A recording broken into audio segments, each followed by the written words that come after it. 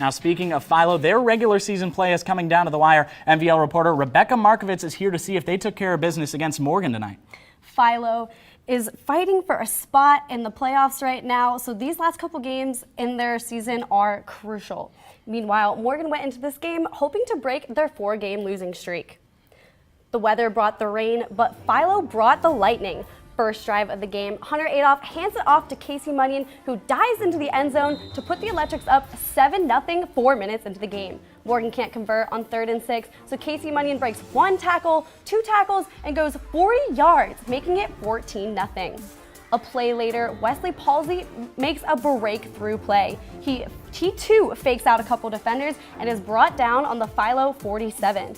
To set up this next play, Lucas Waters throws a perfectly placed throw 38 yards to Colton Young, and the Raider fans go wild. It's 14-7. Philo sneaks in another TD before the end of the first quarter. Munyon breaks through the pack and goes untouched the rest of the way to put Philo up 21-7. But early in the second quarter, it is Palsley again who turns on the wheels, and you can hear his teammates telling him to go. But he gets knocked out of bounds, so the Raiders don't get anything there. However, they do minutes before half. Palsley outdoes Munyon's 40-yard TD and takes this one 74 yards. But Philo poured it on after half and won this one 55-14. Even though this one was a blowout, this was one of Morgan's better games, wasn't it? It was one of Morgan's highest scoring games this season, and Wesley Palsley had a game. He touched the ball just about every play and got into scoring territory so Colton Young could finish it off. Young scored both the touchdowns in the first half. Similarly, Casey Munyon had all the touchdowns for Philo in the first quarter. He did, and what set Philo's offense apart from Morgan's was that Munyon had his other teammates to help carry the load. Palsley was visibly fatigued in the second quarter, and that affected the Raiders' offense. So speaking of other players to help carry the load, what was Aaron Phillips doing at quarterback in the second quarter?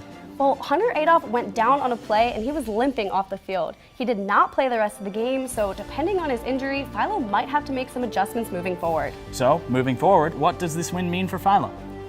I spoke to Coach Lincecum before the season even started, and he said if Philo is able to have a strong presence in the league, then playoffs should take care of itself. So this game solidifies Philo staying in the top half of the league, and as far as playoffs, according to Joe Idle, Philo sits unofficially 7th in the region.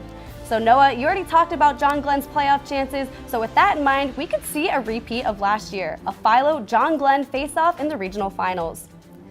Morgan's losing streak continues, but Philo certainly made this game count. It'll be interesting to see what playoffs will bring this year.